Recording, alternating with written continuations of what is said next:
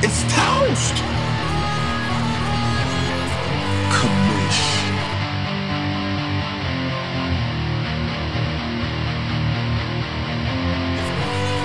What up, Toast? What's going on, brother? How are you? I'm doing good. I was waiting for you to break out the guitar solo there. Dude, I was rocking it. I love that. I know I've said that many times in the past, but when people take the time out of their day to do something like that, whether it be Kyle with the graphics or other people that have done other things for Kyle's show and stuff like that, or just for the show in general, really talented people doing cool things. I think that's cool. Yeah, no, I completely agree. That's awesome. And I know we started the show, I think, thanking you every single week, but we really do appreciate the intro. And Kyle does have a video with some graphics that we're working on getting to add to the intro here. Yeah. So, but yeah, it's Wednesday. Yeah, sorry about that. A couple of things have happened. But yeah, we're going to be here at least once a week, every week. If it's not on Mondays, it's not on Mondays. We do apologize for that. But there is a couple things in Major League Baseball besides just baseball playing. I know a lot of teams are winning and losing, obviously, but there's other things to talk about, like robo-umps. I mean, everybody that watches or bets baseball loves to talk about the umpires. Obviously, Angel Hernandez being fired and or retiring, whatever you want to use for him leaving the game. And now we have an update from Major League Baseball saying that they're going to be essentially updating the challenge system in the minor leagues. And so they're not going to be using the ABS, which is the automatic balls and strikes. So when you hear ABS, I just assume robo umps when everybody says, oh, I want the robo umps, where no matter what, balls and strikes are obviously from whatever the system is, whatever you want to call it, the ABS system or whatever. And now they're going to be using it in the minor leagues. It's going to be the challenge system, whereas you have 3 challenges per game or 2 challenges per game. And that all those details are going to be different with each league. Some leagues are going to have 3 challenges. Some leagues are going to have 2 challenges. Some leagues are going to have 3. I'm not kidding when I say 3 days a week with 2 challenges, 3 days a week with 3 challenges. They're really going to do their due diligence in the minor leagues to try to figure out what is best. But what we do know is it's not going to be ABS. It's going to be the challenge system in Major League Baseball. And the reason for that is that's what the owners want. That's what all the players and staff in AAA, all those minor leagues, they surveyed all those people. They also surveyed the fans in AAA, and they found that almost twice as many people enjoyed the challenge system more than that full-time ABS. And I'm sure that I agree with that, but I'd like to hear your take on that, Commish, since I know you're not on the Major League Baseball staff, but you do run an academy and stuff like that. So you're watching baseball on a daily basis. So you would know better than anybody how that would affect us. So what are your thoughts on that? Yeah, I will say that the youth strike zone is definitely a little bit bigger than the Major League strike zone. So I think our pitchers do benefit from that for sure. Although I will say, we do have some umpires that have zones that are probably pretty comparable to like the Angel Hernandez and some of the guys that have become famous at the big league level for having massive strike zones. What's his name? Nick Marley this year. I mean, I've just straight bet unders pretty much every time I've seen that guy behind the plate. But yeah, I think this is a good thing for the game. Like I've been someone who's been consistently reluctant to go to quote unquote robo umps because one, I think that takes the human element out of the game. I think baseball is not a sport that, I mean, one, the technology I don't think is there. And we heard as much from Manfred and we read as much in the press release. The technology is not there. I know everybody wants to look at Baseball Savant and they want to look at the K Zone and ESPN's little, imaginary box that they throw on the screen. I think it's really, really important to remind people that is just an estimated strike zone. And if you actually watch different broadcasts, they'll be slightly different. Some strike zones are a little bit bigger, some are smaller. I know Savant obviously has a uniform strike zone that becomes reliable that people look at, but it's not super consistent across the board from city to city, broadcast to broadcast. I think this is a good thing though for baseball. It sounds like the challenge system is what's going to work. So currently in the minor leagues, what they've been doing is like you basically have an unlimited number of challenges. You just have to keep winning your challenges to get to the next one, which obviously we've all seen games even at the MLB level where there's 8, 9, 10, 12 missed ball strike calls in a game. Not hard, especially with teams having iPads and things like that in the dugout. Not difficult to, take a look, reverse the call right away, and they could get 5, 6 challenges correct just on one team. It sounds like that's too many from the fans' feedback. It sounds like there's a strong preference for like 6 or less based on the data that was released to the public and some of these articles that have been published. So it's like you said, certain leagues are going to have 3 challenges per team, some 2 per team the rest of the season. That to me seems like the most likely outcome for Major League Baseball is, if not in 2025, probably 2026, each team is going to have a select number of challenges that they'll be able to use, which is actually kind of intriguing. Like, I think it helps with Major League Baseball's pace of play concerns, which have obviously been at the forefront of a lot of conversations with the pitch clock and the shift changes and, you know, hitters having to be locked, all of that kind of stuff. I think having an automated strike zone could slow down the pace of the game, especially if the technology's not there.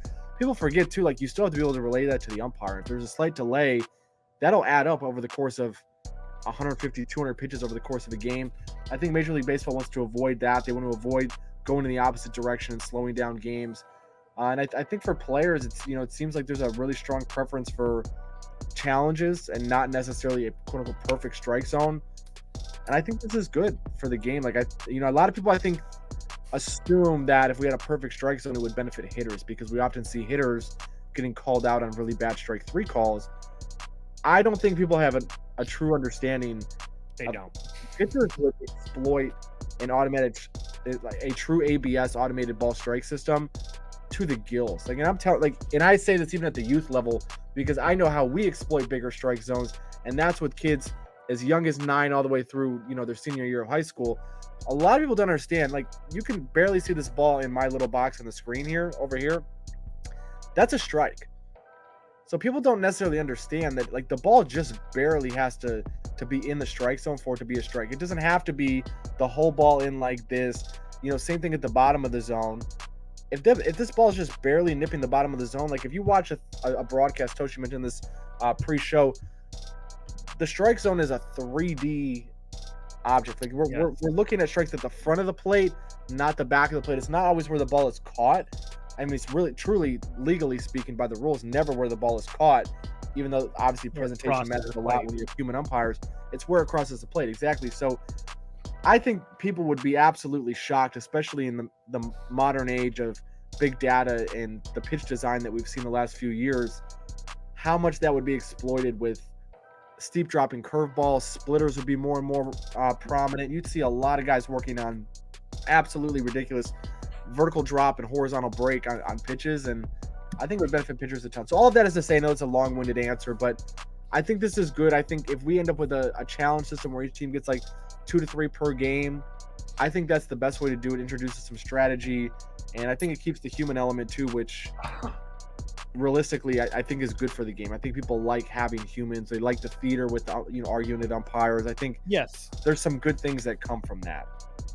100%. And I think the gameplay is interesting as well, because I've always said, and everybody makes fun of me because they think I'm an old school guy, but I've always said, like, you guys don't want the automatic strike system like you guys think that you want. You think that you want that, but you don't, because the way that these pitchers, I mean, if a guy has a curveball and that can drop it in the back of the zone, that point that he made about the strike zone being 3D, they will exploit the hell out of that. If you have a guy like Anthony Rizzo that just comes to mind because he's a well-known player that crowds the plate, not that that's a bad thing, but any guy that they're going to be able to exploit that on the inside, and he's going to be helpless inside, which is going to force him to do what? Defend that.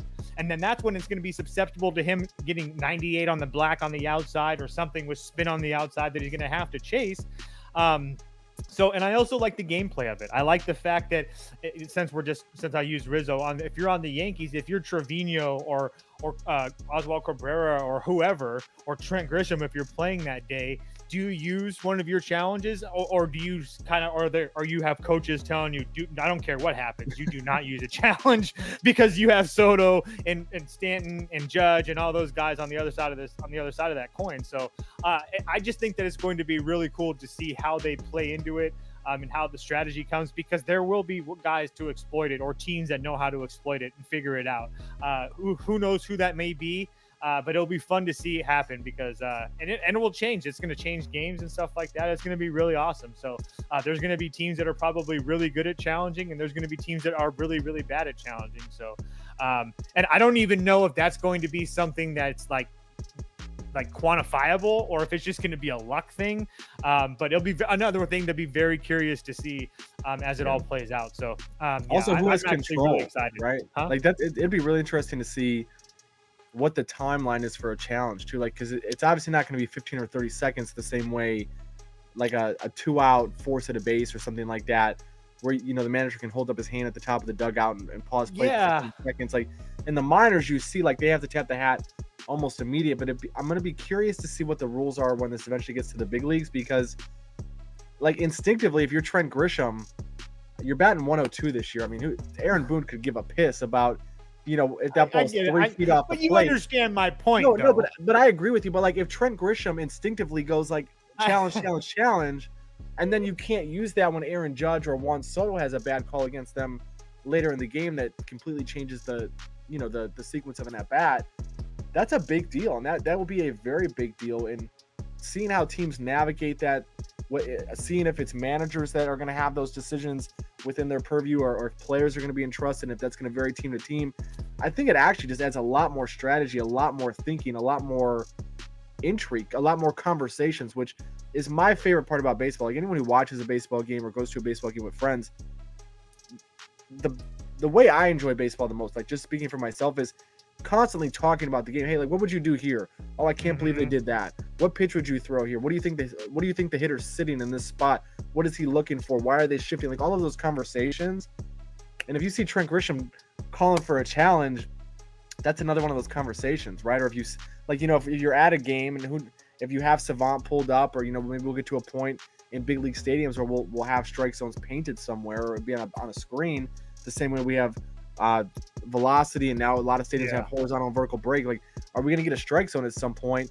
And everybody in the stadium's going to be able to say, ooh, like that was actually a ball, but do we care if Trent Grisham goes down? We'll probably save that for the 7th inning in case we need that in an Aaron Judge at bat. I think it's a good point you bring up.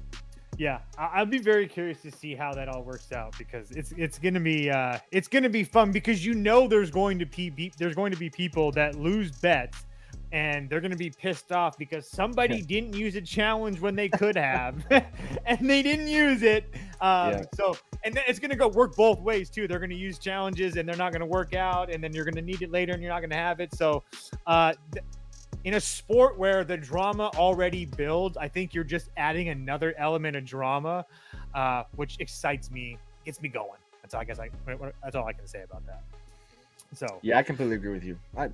I think overall, like, what do you think? You think this would be good or bad for the game to have if we have a challenge system? I think it's going to be awesome. I think that Major League Baseball wouldn't be doing this as far as implementing it in AAA and stuff and going public with this information and stuff like that unless they were really confident about it. So I know for so long it was, do we have the technology at every, because it's not, I mean, it's the same technology, but it's different. Everything's set up differently at every stadium with the wind and all this stuff. And I'm not going to pretend like I understand how that works. But just from what I read, it's been really hard. So the fact that they're moving on that, and they're going to be doing this in minor league parks all over, and making it a for sure part of the game, and something that it sounds like no matter what's going to be in Major League Baseball, it's just really exciting, because I think that it's just, again, baseball has been criticized so much for being an old school game that doesn't like to change. And we've seen over the last couple of years that they're doing what they can to make the game better. And it's exciting to me. I agree with you. I was not the biggest fan of Manfred, and he was very, very aggressive with a lot of what he wanted to bring to Major League Baseball. But if you go look back, the limits on mound visits have had no impact on the game. It's just phenomenal to not have the manager going out to the mound 3 separate times in the last few innings, to not have the catcher going out there and burning mound visit after mound visit because you were late getting a pitcher up in the bullpen. You're just trying to get a few more pitches. The mound visit has been basically eliminated, and nobody is upset about that. That's a great rule change. The pitch clock, there are still some debates about pitcher health. I'm not one of those people. I think velocity, I think pitch design, I think all of that has way more to do with the barrage of Tommy Johns and arm injuries that we've seen from pitchers than a pitch clock does. But I think overall the pitch clock has been great, especially watching on TV. There's a lot better pace to the game. the shift had a phenomenal effect. We saw a lot, especially for left-handed hitters, we saw a lot higher BABIP average on balls in play because teams were not shifting entire defenses over to that side of the field. So I think Manfred and like all of Major League Baseball, their entire leadership team, has earned a little bit of trust because everything that they've implemented at the Major League level has been very, very well thought out. It's been rigorously tested at the minor league level, like you said. Even the stuff like the bigger bases, all of that, all tested at the minor league level. If they want to go to a challenge system, this is obviously not a rush decision, and that's one of the benefits that I think baseball has over other sports. The NFL can't test new rule changes in a lower level of football. They can't go test it in college or in the XFL or whatever. The NBA can't do it. It's just not comparable in a G League environment. They don't have the tech. It's not all over the place. But baseball has a ton of different leagues, a ton of different venues that they can go test all these new rule changes, and they're relatively low consequences because everyone understands that those are developmental leagues. So by the time we get stuff to the big league level, it's usually in pretty good shape. So if this gets here in 2025 or 2026, I'm with you. I have faith that this will just be another good addition to the game that really won't impact anything in a negative way. I think, the few times that it will come up throughout the course of an evening when you're watching a game, we're gonna be like, oh yeah, like I'm glad we had that to get that call right. Yeah, I 100% agree, and I like all the rule changes. I think the game is a very smooth game, and it's worked out to the benefit. And I 100% agree. I don't think the pitch clock has really much to do with the injuries. I think that is a convenient excuse, but I don't think it has really much to do with it. It's just really hard for me to believe that an extra in the total amount of a game, maybe 15 20 minutes, whatever, that's why all the injuries are happening, because of 15 20 minutes of that act. I don't believe that personally. I'm not a doctor, but I don't believe it. So anyway, let's talk about the All-Star game coming up a little bit. I know that I guess I just wanted to bring this segment up just because I know the All-Star game voting kind of sucks sometimes because there's a lot of guys that get love for doing nothing. Like, for instance, just for an example, Vladimir Guerrero, first base, American League. I mean, 746,000 votes.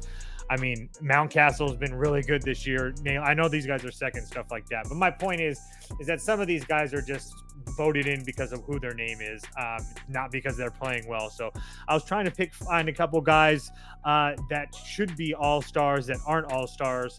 Commish, do you want to start us off with one of these guys sipping brews over there in Milwaukee? Yeah, Bryce Terang has been phenomenal. And I think at a very shallow position in the National League. If you look just at his production, you look at WRC Plus, which I know is a favorite on this show because it's park adjusted. But he's third in WRC Plus so far this season. You look at 270 plate appearances. It's not like he's in a platoon role where they're consistently shielding him against same-sided pitching. Like, he's out there day in, day out. 26 stolen bases, far and away the most at his position in the National League. Obviously not having the season that Ketel Marte is having. Nobody in the National League is at that position. Ketel Marte is one of one at second base in the NL, but he's right there with Jake Cronenworth. We talked about the voting. Luis Arraez obviously gets a lot of love. Ozzie Albies, we think of as, I think, a much better baseball player than what has manifested so far this season. But Terang has been absolutely phenomenal. Not hitting a bunch of long balls, which I know everybody loves and thinks is sexy, but like a very, very integral part of what Milwaukee's been able to do offensively this year. You see all the stolen bases. He's driven in a fair number of runs. Really, really impressive to me. You see almost a double-digit walk rate for a guy who doesn't have a lot of pop, and then really, really high contact approach. So this is a guy who consistently is having really, really good at-bats, good base runner. I think someone that definitely deserves some more love at second base in the National League. And if you go look at the voting, they have Luis Arraez, Ketel Marte. The fact that Ketel Marte is behind Luis Arraez, I know, it's absolutely ridiculous. Yeah, freaking Gavin Marte is like on an absolute savage. Let me pull his up really quick. Go ahead. Sorry. No, I was just saying, man. Gavin Lux being fifth is absolute horseshit. Yeah, that's no not disrespect even. to Lux. Here it is. Ketel Marte. 138 WRC plus, 15 defensive runs saved, 8 outs above average. I mean, just 15 home runs. I mean, this dude is just 15 doubles. I mean, this dude is just on another planet right now. Yeah. yeah, on the fact that Gavin Lux and I'm a Padres fan, but Luis Arraez hasn't really looked good since his little injury that he did or didn't have, but whatever. My guy in the National League, I guess it happens to be in the National League as well, is Helio Ramos for the Giants. This dude has just been on an absolute tear. Right now, just his 2024 season totals: 319 average, 954 OPS, with a 170 OPS plus. And the one thing that about him is over the last 14 days, he's got a 1.17 OPS and a 215 OPS plus. The dude is just absolutely playing out of his mind right now. And the guys ahead of him, I mean, Johan Rojas with the Phillies has almost 400,000 votes. Like, are you kidding me right now? Brandon Martin, I mean, all three Phillies. And I guess that's expected. Not only are the Phillies good, but their fans really show out for them. But, Jurickson Profar's up on that list as well. And Fernando Tatis, but I would agree that Jurickson Profar is an all-star. There's no question about that. But I would put Helio Ramos in the outfield before Fernando Tatis. I mean, I would think him, Ramos, and Hernandez, Teoscar with the Dodgers are the three guys that I think are most deserving. So I just wanted to get those names out there. If you guys want to go vote for him or whatever, it's all cool. I don't really care. But I just figured that it would be a lot. He's going to be pissed if we come back in a week and Helio Ramos is not in the top 3, he's going to be pissed. Don't let him play this off like Joe Cool. He's going to be pissed. I just got to we just got to get these. We got to get these young guys and guys that aren't. I mean, like, come on, dude. Like, really? Like, we're really going to put like Tatis as an all-star? Like, what is he doing right now? I mean, like, he had a nice 14-game hitting streak and whatnot. But I mean, I like Fernando Tatis. He's one of my favorite players. But I mean, and he's been hurt. I mean, he's been hurt all year. He's dealing with the quad issue. I mean, I just, again, like, Ramos is like single-handedly lifting up the Giants, and it's not like the Giants are doing anything special. But I mean, without him, I mean, I don't know where the Giants would be without him right now. I guess that's where my point is. So you talk about most, I'm not saying that he's an MVP. When you talk about things like most valuable player and stuff like that, like he is by far the Giants' most valuable player. The Giants are nowhere without Helio Ramos. So I just wanted to make sure that he gets some love because he definitely needs it here so far. So let me ask you this, and I'd be curious in the comments too if people have thoughts. Obviously, and you can see in the comments right here, right? So like Harper and Betts, new positions this year, and Betts obviously just got hurt at shortstop. Acuna's out for the season. The National League really does not have much star power in the outfield. Fernando Tatis is a very big name, right? Christian Yelich is at least a recognizable name. Teoscar Hernandez less so, especially because he's played in the American League a lot with the Mariners and where was he before that? The Blue Jays. So I guess if you're right, I'll give him that. So if you're a fan, if you're a casual fan of baseball, because let's be real, the All-Star Game is not for the diehards. The All-Star Game is for the casuals, and that's not a disrespectful thing. It's just that's the target audience, right? You're trying to expand the game. You're trying to celebrate the game. Tuesday night in Milwaukee, like, that's a diehard game. You're gonna go watch Bryce Terrell. You're gonna go watch these guys. If you're a casual fan, like just more of a casual fan of baseball, I don't mean that in a derogatory way. Would you rather have Fernando Tatis Jr. starting in right field, or would you rather have Helio Ramos? Do you know who Helio Ramos is?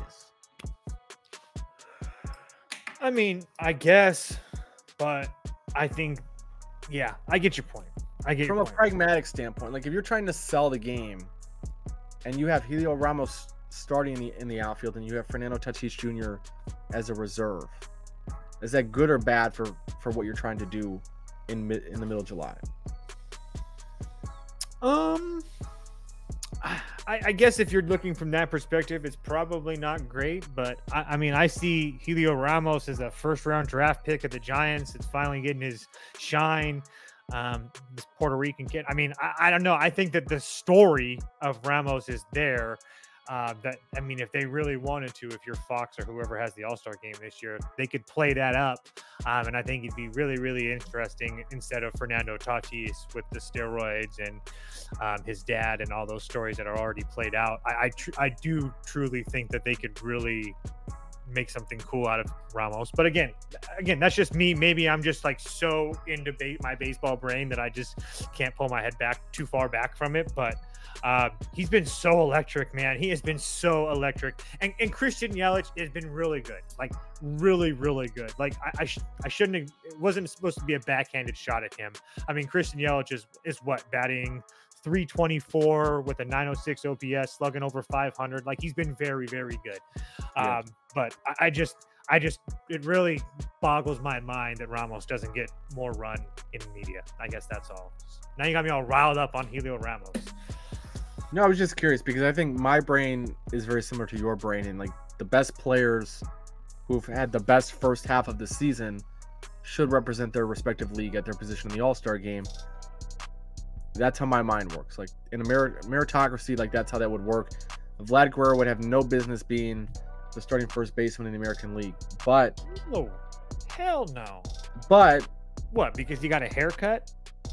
No, but genuinely, like if you look at the rest of this list, do you want Josh Naylor starting at first base? Do you want and regardless of their level of production, Nathaniel? I mean, I don't have a problem with again though, but I don't have a problem. I don't have a problem with Josh Naylor. Again, like if we're watching TV and you put together a cut package of him headbutting Terry Francona and yelling all around and fucking ripping his jersey off, and then he goes out there and hits a couple 500-foot nukes, you're telling me you're not entertained? I'm entertained. I would be. I'm just saying the name appeal, right? Okay, the name, no, but you get him. Tell everybody he's got a twin brother and have them hit nukes side by side. I don't know. We'll figure something out. We'll see. Major League Baseball sucks at marketing. I think that's the one. I agree. I just, yeah. There's just. I think they do a really bad job of because I'm with you. Like I think the Helio Ramoses. I think all these guys, you can market them a lot more. I think the schedule is not conducive, right? Football, right? You have time to shoot commercials and go to practice during the week. Basketball. Yeah. You have plenty of off days. You can do your endorsement stuff and play games. Baseball obviously does not have that. Once spring training is over, it's balls to the wall for 6 months. There's also a pervasive distrust, I think, between Major League Baseball and like the corporate side of Major League Baseball and the way things are marketed, the way they've consistently tried to commit players right. So I don't think that helps at all either. I think there's a reason for a decade, even when Mike Trout was one of the best players in Major League Baseball, that not very many people knew his name. So they have that working against them. But let us know in the comments, anyone that we overlooked, anyone that's currently being overlooked in the voting, anyone that you're super adamant that other fan bases need to be aware of that should be getting some votes, because let's be honest, we can't send Brandon Marsh and Nick Castellanos to the All-Star game. We just can't do it, guys. Yeah, and I guess that's what I want. I just want more guys, to get recognition for what they're doing. I mean, there's just multiple guys. I mean, what Cade Smith is doing in Cleveland, what Brian Hudson's been able to do in Milwaukee. I'm really impressed with Maikel Garcia and what he's been able to do alongside Bobby Witt Jr. and those two guys being at the top of the lineup and super fast, and they play every day. Like that's exciting. I mean, for me, that's exciting. Yeah. They can't play for crap on the road, and they're losing to Oakland right now. But it is what it is. They're fast. They're fun. It's baseball. Fun. Yeah, we do just have to make sure Mookie, but I know Mookie's hurt. I know he's hurt. Dude. We have to make sure Mookie Betts is an all-star starter. Can we talk? Okay, let's just take a couple seconds really quickly to address Mookie Betts' situation. Since you're like Mr. Mookie Betts, should he still be playing shortstop? Go ahead. Honest answer. I think Mookie Betts should be at second base. Okay. So no. Yeah, to answer your question bluntly, I just want to make sure. Yeah, because it's just frustrating. I guess that's all. I don't. Yeah, I guess I just don't. Especially now that he's hurt, and like, what do the Dodgers do?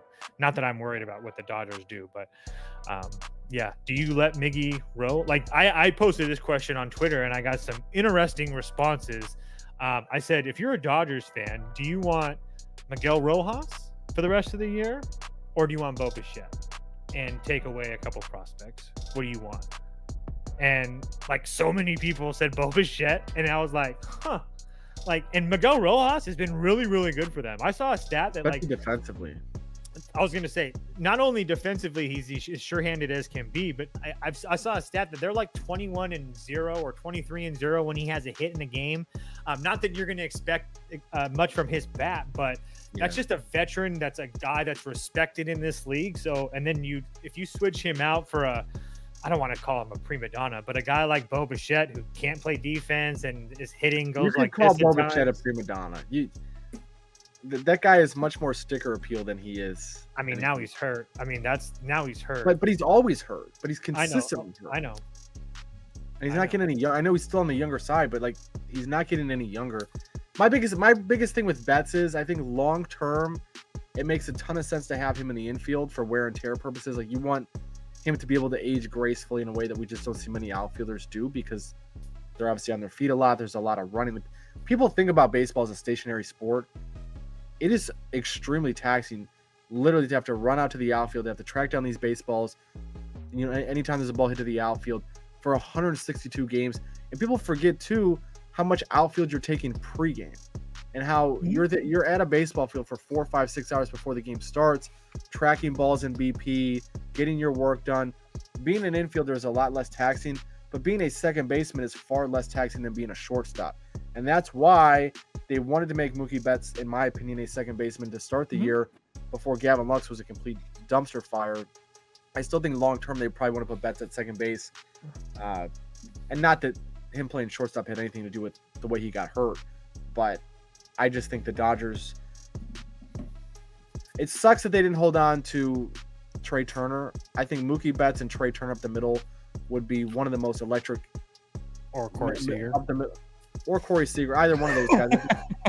that would. I'm partial to Trey Turner. I love Trey Turner, but Corey Seager is obviously phenomenal. But either one of those guys, that would have been an all-time middle of the infield. But instead, we're having a conversation about Miguel Rojas. Yeah, we are. Speaking of Rojas's, just another really quick hypothetical. I just want to see what you're at baseball mind-wise. Philadelphia, there was a play today that cost them the game. Not that this game matters that they lose to the Padres, but there was a play that Brandon Marsh, it was like an 8th or 9th inning. I think it was the 9th. Blew the game open. He was running up on the ball. He didn't catch it. It went by him. I don't think the guy, Rojas, who they sent down, lets that ball drop. If you are Dave Dombrowski and you're in the Phillies, do you play Rojas and eat his bat because you know it's not going to be there, knowing that you have Castellanos on one side of him who can't play defense very well, and he's essentially a no-fly zone out there? Or do you, take the bad defense with Marsh and whoever and take the better bats as well? Which one would you rather have personally? The defense or the bats? Because for me, just really quickly, the reason I asked that is because for me, I'd rather have Rojas roaming around out there and making it, like I said, a no-fly zone, and let all my guys that I know that have the big wood take care of it. Because if I have Rojas batting in the 9-hole and I get something out of him, if he's like, he's essentially Martin Maldonado for the Astros. You know what I mean? Like the same. But you know, no one's ever going to be as bad as Martin Maldonado. But my point is you're never going to count on him to do anything. I just want people to know, like, no one will ever be as bad as Martin Maldonado. Okay, maybe that was a really bad reference, but my point being is that no one's expecting you to do anything in the 9-hole. So when you do something awesome, but you're there for other reasons, where do you fall on that? I'm a defense guy. Okay. If you have other guys who can hit, and obviously Philadelphia does, they have lots of guys who can hit. Cleveland, I had a major issue with them trotting out Miles Straw in center field the last 3 years because the guy couldn't hit, and neither could anyone else on the team outside of Jose Ramirez. Well, they're doing the same thing with Austin Hedges right now, just so you know. Anyway, continue. But my point with that is, like, if you have a team that has hitters around them, yes, take advantage defensively at one of the most important positions on the diamond. It's the same thing I mentioned with Bo Bichette. Bo Bichette, I think, would be a much better second baseman on a good team than as a shortstop, because there are guys, especially in past years in Toronto, there's been guys around him that can hit the baseball a little bit, but you need someone more sure-handed at shortstop. You have to be strong up the middle at catcher, shortstop, and center field. If you're strong up the middle, it covers up a lot of other defensive inadequacies at other positions. But I mean, my God, if you can't field the baseball, especially in a big center field, a spacious center field. And that's my thing, is that Philadelphia is a hitter's park. I mean, those gaps are big gaps. I mean, I just don't understand why he's not out there. I mean, I get the reason behind it, but for me, I just don't understand why you don't take him and have him get better seeing major league pitching on a daily basis when you know guys 1 through 8 ahead of him. Now, again, some things change a little bit when you had Real Muto hurt and whatnot, and guys going in and out of the lineup, but still, and Trey Turner was hurt as well, but still, yeah, I was just kind of surprised by that, just personally. But hey, I mean, this is the same organization that had Kyle Schwarber playing left field for how long? So. Yeah, I guess it's just what they do. So, anywho, I just wanted to add a feel-good story of the week. Even though that I am the resident Braves hater of the world, we had a guy last year. I don't know if anybody remembers the story of Drew Maggi, who played for the Pirates. I might have butchered his last name, but played for the Pirates. He was doing like the orange therapy, whatever instruction, and then he had been playing in the minor leagues for a long time. Finally got his shot with the Pirates. Grant Holmes for the Braves got his shot after 10 years in the minor leagues, through 735 innings in the minors before his big league debut last Sunday against the Rays. He pitched 3 scoreless innings as well. So I just thought that was really, really cool. I think it's really cool when anytime that you see a guy that's been spent so much time in the minor leagues finally get his chance. So it happened to be on Father's Day. His kids got to see it as well. So I just thought that was a really cool story that I just wanted to share with everybody. Yeah, and if you think he's kidding, look at this. 2014 rookie ball with the Dodgers.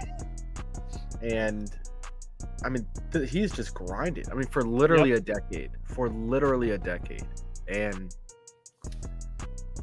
I mean, there's just something to be said about persistence. I mean, it's hard to make it to the big leagues, whether you're a first round pick or a 20th round pick. But really, I also think it's extremely hard to pitch in an Oakland AAA affiliate for 4 years at the kind of the back end of your career. So for him to do that, go to Atlanta's system, and then finally get his chance, and I just thought that was a really, really cool story. Well, and to never get an opportunity. Like, the fact, rosters expand in September. I know not as much as they used to, but rosters expand. Everybody's getting hurt as far as pitchers are concerned. We just saw Bradish go down as well. Add him to the list of guys that aren't coming back this year. And he's not terrible. I mean, you look at his stats, and obviously minor league stats can be misleading for a number of different reasons. But you can see, a 3.54 ERA in FIP last year, 2022, 37 innings was not very good whatsoever. But like he's had some stretches, and he's got some swing and miss stuff. He's had some command issues at times, but I mean, my God, we've seen guys with far uglier stat lines make debuts for one reason or another, whether it's injury related, travel related, whatever it is. So I'm with you. That's really cool. I mean, it's always cool to see guys debut, even more so when you see 10 plus years. I think there's something that we can all resonate with and appreciate when you see that level of commitment to something, and then to finally make it almost 30 years old and making a major league debut. Even if these 3 innings are the only 3 innings he throws in his major league career, I mean, how cool is that to say, I dedicated my whole life to something and I made it? Yeah, 100%. Couldn't agree more. Well, I think that's all we have. Is there anybody that's caught your eye gambling over the last week or so? Any teams that have caught your eye? I know that I'm kind of putting you on the spot here. I just happened to pull up the standings because I did want to give a quick shout out to the Seattle Mariners. I think they were going to give they did have a 10-game lead coming into today, but they did get their butts handed to them by Cleveland, and also the Texas Rangers took down Grimace and the New York Metropolitans today as well. So they actually gained a game on the Seattle Mariners. So Seattle 9 games up in the American League West. That's the biggest they've been up in like 15 or 20 years or something like that. Yeah. So that's kind of crazy. That the whole National League is an absolute joke. And I will say that the fact that everybody in the wild card is like within like 2 games is just absolutely crazy. But anything that's caught your eye lately? No, I mean, I think Seattle's worth mentioning. I know you gave me some shit for picking Seattle to win that division, but they already pretty much want to cash me out for full value on that futures ticket at plus 300. So I have them to win the World Series, so I can't be that mad. I just will always not anymore, but always and forever the Astros will get AL West bets until it didn't win. This year doesn't look like it's going to happen. And if you've bet in the last 6 years, obviously you go back to the well at that point. But yeah, I like Seattle. I really like them as an organization. I think they have a good direction, a good philosophy that they're trying to execute. The Blue Jays suck. I feel like this show was ahead of everybody on that, but that is a very bad baseball team. We were at the forefront of that. The Red Sox are 5 games over 500. I tried, dude. I tried with the Blue Jays. I tried to be slick and give them the benefit of the. I don't know why. I don't know if I could have looked dumber in a 5-minute period when I talked about the Blue Jays preseason. I truly don't. I mean, and maybe maybe it was today that losing the 20 cents of line value and then just getting absolutely throttled, but with 1 for 14 with runners in scoring position. But that team is just absolutely god awful. I don't even understand some of the decisions that are just being made. I mean, why is Schneider not playing on an everyday basis? It's just absolutely ridiculous. There's just so many things that don't even make sense. The bullpen is absolutely falling apart. Yeah, it's just really, really bad. I mean, the Yankees and Orioles, I mean, I'm so curious to see what happens and how this all plays out in October, especially in the American League. When you have a team like the Yankees, who are obviously 51-25, they can't do anything wrong. And then you have a team in the Orioles that I think, if they were healthy, definitely could give the Yankees a run for their money. There's no question on paper. And they're dealing with a ton of injuries right now. I do expect Grayson Rodriguez to pitch well, but I mean, that Central, I mean, with the Guardians, Twins, and Royals, I mean, I know some people don't see it with the Twins. I get that, but man, that team, I don't get how people don't see it with the Twins. If Royce Lewis is healthy, they are as good as any team in the American League. We talked about it last week. They were one of our 30-1 teams to take a look at. Right. No, and I get that. It's just that I feel like, okay, today's a great example. I had the Rays money line today at plus 150 with Bradley against Joe Ryan. And one of the reasons that some people didn't like the bet or whatever is because of how hot the Twins lineup has been. They've been a number 1 in baseball and whatnot. And I got multiple people asking me why are you betting the Rays? And the Twins have really good numbers and in certain parts of the stretches, but they throttle the bad teams. When they've had a couple schedule stretches where they've played Detroit, the White Sox, for a week and a half stretch, and then they just got done on a week and a half stretch where they played I can't remember I think it was Toronto, Detroit, Oakland, or Oakland, Toronto, Detroit, or something like that. And they crushed them. They were crushing those teams. They were scoring 17 runs. They scored 17 runs one night, multiple 6 runs games. I mean, they were absolutely crushing them. But so all their numbers look great, but when they face really, really good teams, it feels like we don't really see that offense just absolutely explode, but it's there. So I don't know what to think of them. I think that you can cross the Royals off. Personally, I hate to say that. Okay, cool, I still feel like I got a shot at my under 77 wins on them. I think this team is in a full spiral. After what I'm gonna have to rewatch the game tonight in Oakland because I've been doing this podcast with you, but they are currently down 2-1 with Cole Reagans was on the mound tonight. So I mean, Reagans didn't pitch terrible, but they're currently out hitting Oakland and losing. There's 7 hits to 4 hits. They're losing right now, and that'd be losing back-to-back games to Oakland. If they can't play on the road, yeah, you might actually be safe. They're 3-7. Their last 10. They're 9 or 10 games over 500 at home. They're below 3 or 4 games. I think after tonight, I mean, I had the -1.5 tonight. I actually really liked them. I thought Reagan would pitch well. I mean, his last 13 innings. I mean, now. I mean, he did pitch well. He just, you got. No, I was just about to say, yeah, he's now pitched 19 innings against this team. He has 2 earned runs total, and I think 18 plus, so 25 strikeouts in those 19 innings. So he's pitched how he wanted. I just thought for sure that the Royals bats would show up. I don't expect them to show up every night on the road, but Luis Medina, really? One run? I don't even know if they got it off of him. I just know that they have one run. They might have got it off of some bullpen guy for all I know.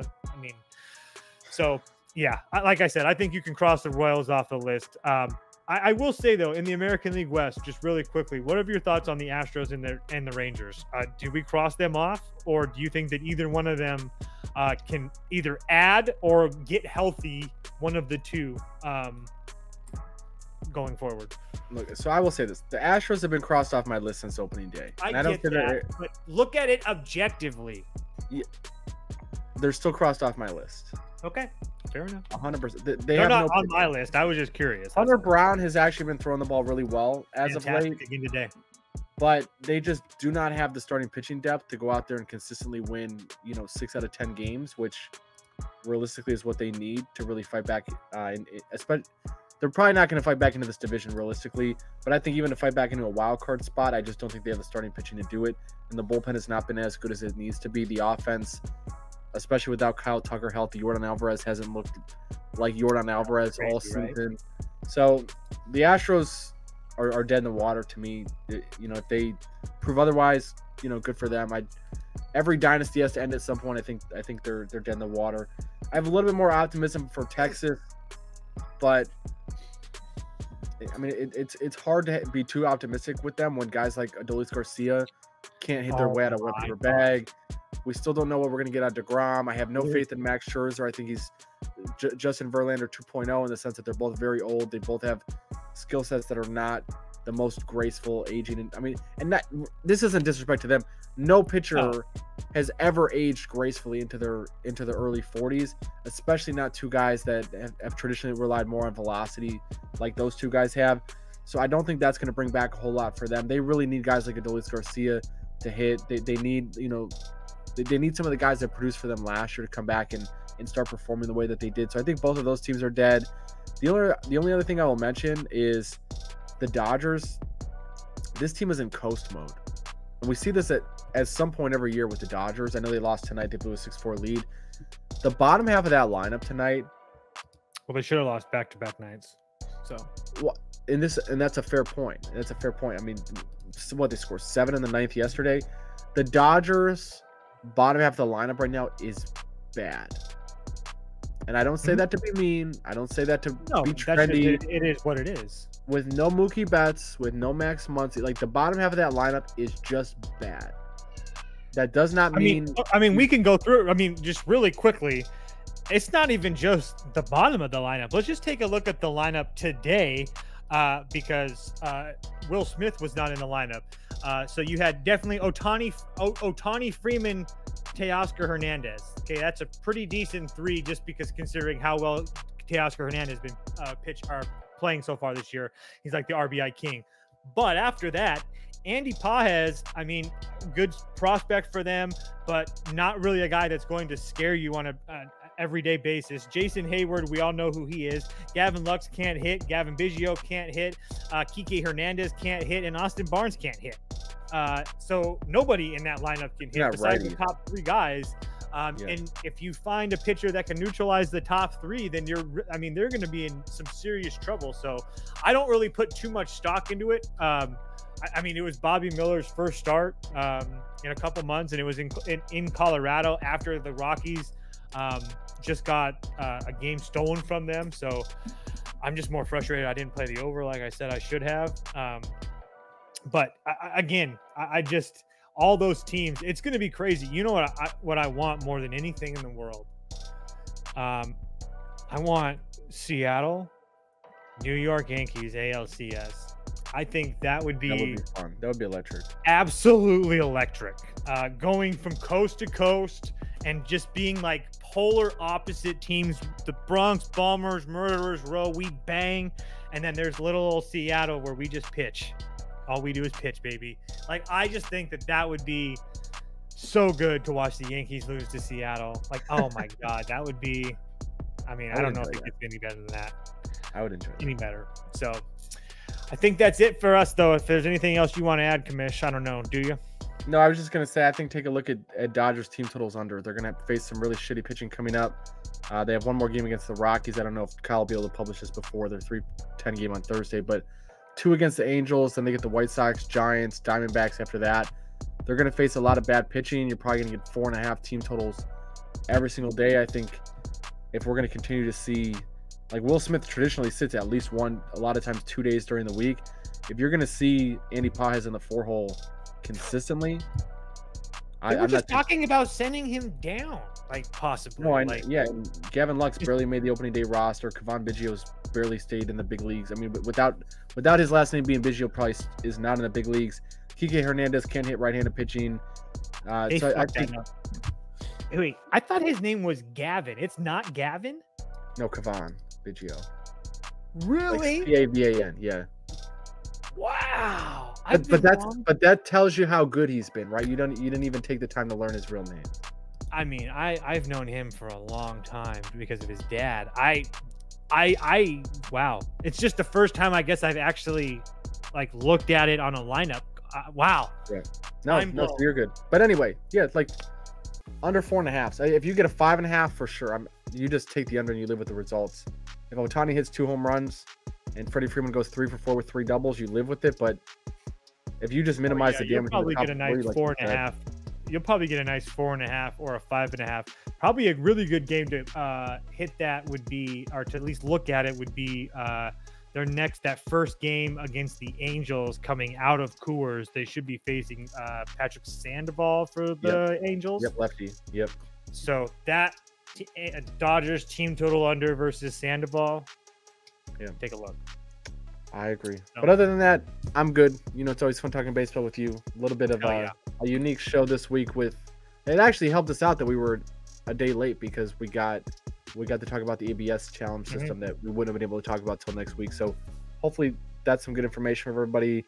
Go vote for your favorite All-Stars, and yeah, that's all. Enjoy some baseball, man. For me, keep me sane, please. For the love of God, let's get Ramos to the All-Star game. Come on, get Ramos to the All-Star game. The power of the Sauce Network can do that.